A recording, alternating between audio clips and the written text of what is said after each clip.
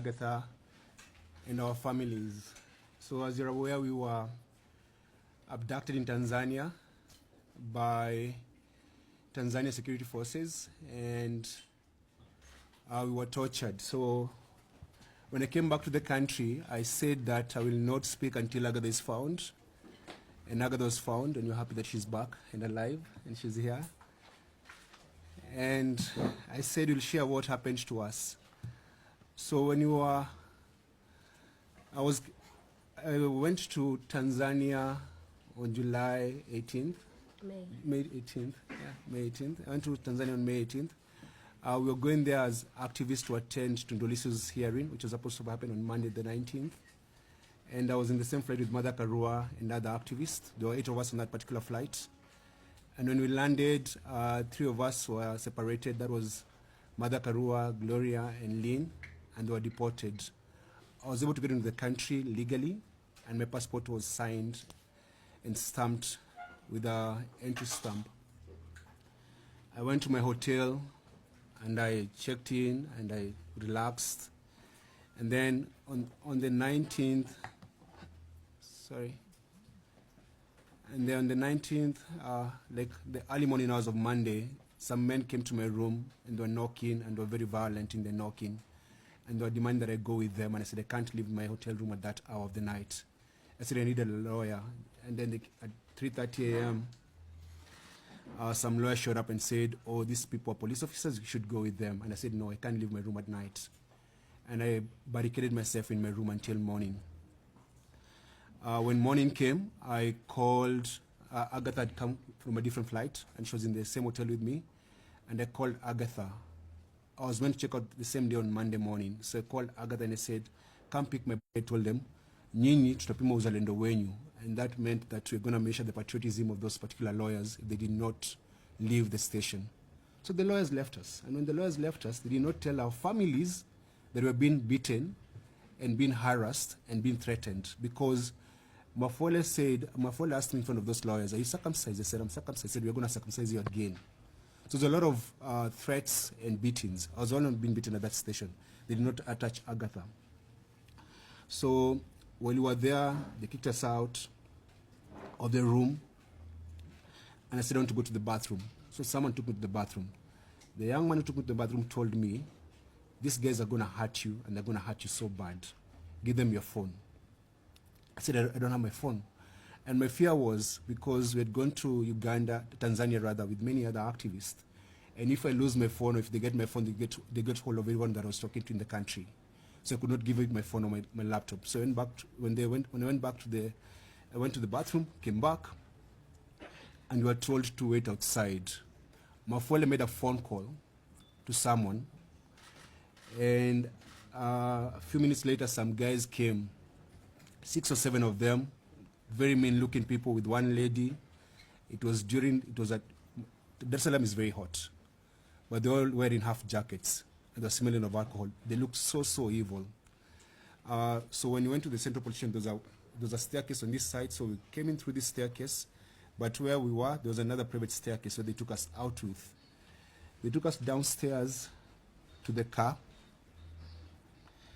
and we were blindfolded and handcuffed on the back. And it was a white Land Cruiser. At the back, there were like a lot of sticks and a lot of fake number, like a number of number plates in that car.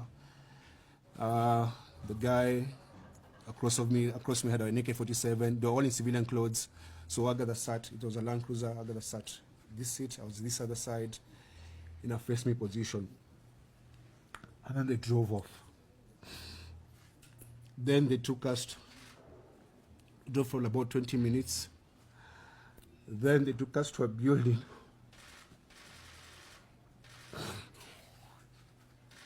To this place where they went to torture us. When you go there, they told me to get off the car, I came out, and then they banged the door on my face. I had a mark here, I don't know if it's still there.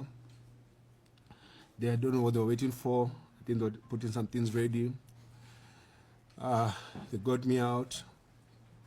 I was still handcuffed and blindfolded, and they told me to strip naked. and I stripped naked. When I stripped naked, they removed my handcuffs, and then I was grabbed by about 4 men, and they lifted me up so fast. Before they lifted me, actually, they put some gloves on my hands. Then they lifted me up.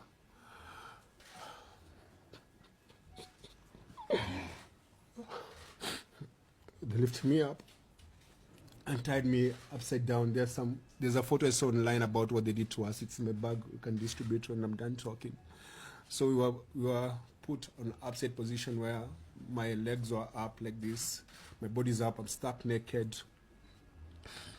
And then they started beating my feet. So they would beat me and massage my feet. Beat me and massage my feet. I was screaming so hard, I couldn't even, there was no tears coming out because of how painful it was. And one of them said, put his hand in his mouth. So they put my hand in my mouth. Then they would tell me, stop screaming. The kids are sleeping. And then to drown my screams, they opened the car because I could hear them. They were playing gospel music in the background.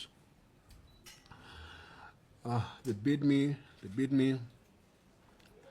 Then they removed the underwear from my mouth, and they started questioning me, asking my name, where are you from, why are you here, who sent you, why are you coming to destabilize our country? And then they said, weka moto. So some guy put lubricant in my rectum, in my anus, and then started inserting objects. They insert objects and pull it out.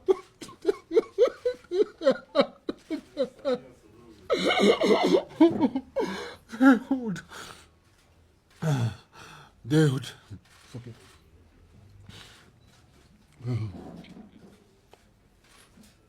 They would put objects in my anus and then say you're feeling nice, say you're feeling good. Then they say Asante Samia, Asante Samia. So I say Asante to their president. Then they'll push hard and then pull it out again. They did that. Say I started bleeding. And they dropped me. Then I'm still blindfolded. So I dressed up, put back the blindfold, and then left me on the ground.